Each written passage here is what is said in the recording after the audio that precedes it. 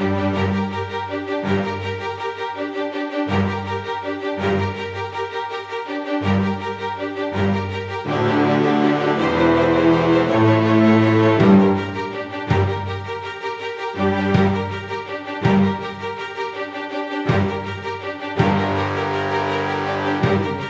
chapter 9, and we go straight in following on from the last chapter where we know that Lucy's condition is deteriorating. We have a telegram to begin with, opening from Dr. Seward, and there's concern there. Actually, that's actually a letter, sorry, not a telegram. I thought it looked a bit long for a telegram. There's a letter there, and you'll notice this corresponds with the dates for the last chapter as well. So Lucy's condition has gone back a bit, and is expressing his concerns about Lucy's health there. And then we have Dr. Seward's diary, so he's a bit more open about what actually he was saying in the letter. You get a bit of self-reference here to that other document, obviously, that Stoker's created. So Have you said anything to our young friend, the lover of her, from Van Helsing there? No, I said, I waited till I'd seen you, as I said in my telegram. I wrote him a letter simply telling him that you were coming, as Miss Westenra is not so well, and that I should let him know if need be. So not being completely open with the full extent of how concerned they are with Lucy's health. Then he has some thoughts about... So Van Helsing does have some ideas about what's going on, but he's deliberately avoiding saying what it is. So we have some circumlocution here, which is deliberately kind of talking around. I have for myself fortune at present, later I shall unfold to you. And also that's just Stoker creating some suspense for us. In terms of Van Helsing's idiolect, notice how when he uses vocative here, he uses a vocative of my friend John, he tends to address that as an affectionate vocative to his friends, my friend, part of his idiolect. And Stoker presents Van Helsing as he's a foil to Dracula, whereas Dracula is the dangerous, scary foreigner. You've got Van Helsing here is the friendly, kind, heroic, knowledgeable foreigner. So I highlighted this, it made me laugh. I did not see the application and told him so. For reply, he reached over and took my ear in his hand and pulled it playfully, as he used long ago to do at lectures. Can't imagine many lectures where you get your ears pulled. But I think Stoker's meant to say it's the nature of the man. He's an unusual master and teacher and expert and scientist, isn't he? He's not typical. He uses this big analogy here about basically explaining why he's not saying everything that his ideas yet in this section here. And then I highlighted this for the idiolect as well. You were only student then, now you are master, and I trust that good habit have not failed. So you see Stoker leaves out words, so he uses elision, so there's words left out. That creates more of the idiolect. And then over the page, Stoker raises more tension in terms of Lucy's condition is deteriorating. Helsing's face grew set as marble, his eyebrows converged till they almost touched over his nose. Lucy lay motionless and did not seem to have strength to speak. So Stoker's building up the level of suspense here. This is an ironic line here as well. She will die for sheer want of blood to keep the heart's action as it should be. There must be transfusion of blood at once. Is it you or me? So, blood transfusions, new technology at the end of the 19th century, and they didn't really know about blood groups, so they had a big hit and miss success rate. They would just sometimes think, oh yeah, this is brilliant, it's working so well, and then let's try it on this patient, oh, they died. Oh, and then eventually they realise about blood groups, but at this point they didn't. So it's another one of these high-tech juxtapositions with the arcane powers of Dracula. But she also does need blood. She's going to need blood when you know what's coming up. Well, maybe you don't, but anyway. Arthur also joins them at this point because he said, I read between the lines of your letter. So he could tell that something was up. Sir, you have come in time. You are the lover of our dear miss. She is bad, very, very bad.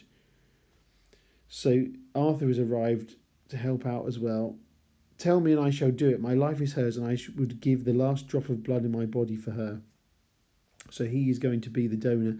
There's this humorous line for Van Helsing. My young sir, I do not ask so much as that, not the last. So he's got this kind of dark humour that Stoker gives him as a character.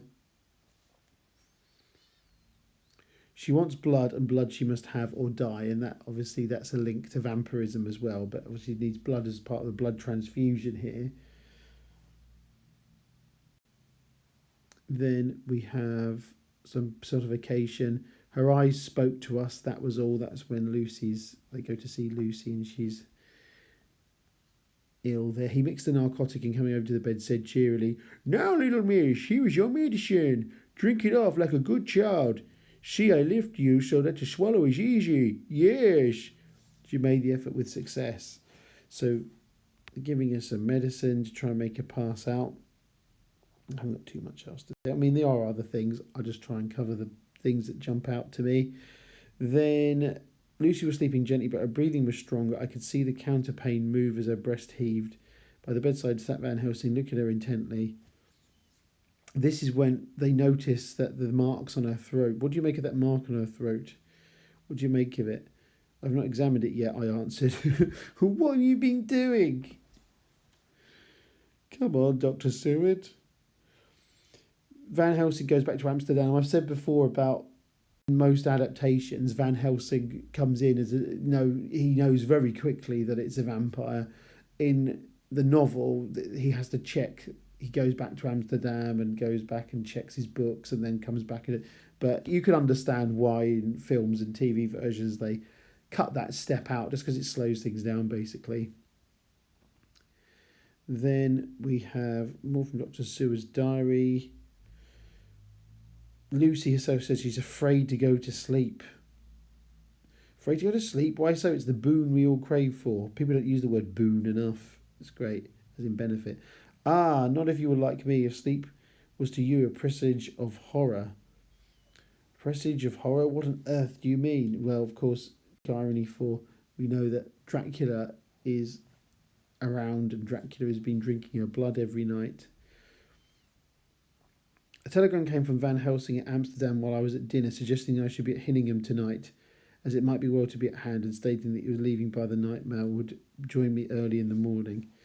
So again, they're going to go back because Van Helsing is presumably discovered and confirmed his suspicions about vampirism. Go back and attend to Lucy. And I didn't put too much on this page actually, but again, you might find things that you want to talk about yourself. And as I passed over, he moved back in his exclamation of horror. Gott in Himmel, which is weird because he's Dutch and that's German. So that's, I think, just Stoker probably putting that in, saying it sounds foreign and maybe no one will notice. So this shocked at Lucy. Even the lips were whiter, the gums seemed to have shrunken back from the teeth, as we sometimes see in a corpse after a prolonged illness. So again, this is just foreshadowing becoming a vampire. It is not too late. It beats, though, but feebly. All our work is undone. We must begin again. There is no young Arthur here now. I have to call on you yourself this time, friend John. So more donating of blood. And then this to another kind of contextual point here, because if our young lover should turn up unexpected as before, no word to him, it would at once frighten him and enjealous him too. There must be none. So what this is this comes from really like a historic thinking about how blood works and what blood actually is and what it means and the spirituality connected to blood, and the idea of Arthur is engaged to Lucy, and when they get married, they kind of become, in the eyes of the church, in the eyes of God, in the idea of the culture of the time, would be that they are of one body, effectively. So the mixing of blood, there's actually a kind of indirect kind of sexual connotation, because this would be, their relationship would be, again, I've got to remember this on YouTube, consummated on their wedding night. And so, anyway, look, I'm sure you can work everything out. You can put the pieces together as it were, and so that's why Arthur would be possibly jealous, because blood transfusions is a new thing, and in the Bible it can be interpreted as saying that shouldn't be done in that way, which is Jehovah's Witnesses interpret the Bible like that, to this day. And as other religions, obviously, there's lots of cultural symbolism connected to blood. So you can see the kind of cultural DNA of where this idea has come from. And it adds, again, a level of suspense. But it also, there's a thing here, because obviously Dr. Seward also proposed to Lucy as well. So they're all being connected, these men all together, kind of through Lucy, effectively, as their blood is going into her. There's an irony here, because the mother says, "You want a wife to nurse and look after you a bit, that you do." As she spoke, Lucy turned crimson, though it was only momentarily, for her poor wasted veins could not stand for long such an unwanted drain to the head. Okay, so let's continue. And Van Helsing puts loads of garlic around Lucy's room. "I put him in your window, I make pretty wreaths and hang him round your neck so that you sleep well. Oh yes, they like the lotus flower, make your trouble forgotten. It smells so like the waters of Lethe, and of that fountain of youth that the conquistador is sought for in the Floridas, and find him all too late." So the lotus flower, that's really like thinking about opium, and the waters of Lethe is the river of the undead that they would drink, for ancient Rome. The idea of the going to the afterlife, and in the underworld they drink from the river, the water from the river, and it makes you forget your past life. But it's actually garlic, which of course we all know. I'll press the wrong button then for a second. We all know is part of the vampire folklore and the mythology of it as well. But again, it would seem unusual here. I doubt that the contemporary readers would really have a knowledge of that, really. Van Helsing, "No trifling with me, I never jest. There is grim purpose in all I do, and I warn you that you do not thwart me." So he's serious about what he does, and he actually alarms Lucy there. So Stoker takes him as this, it's definitely this quirky, unusual, but genius character. And then we got more reference to the garlic smell, and he makes a wreath to go around. This is obviously all designed to ward off Dracula's attentions. So that's it really for this chapter. That's quite a short chapter actually. Hope you enjoyed that. Like, comment, subscribe, notification bell, etc, etc, etc. Have a good day, whatever you're doing. Thank you for listening.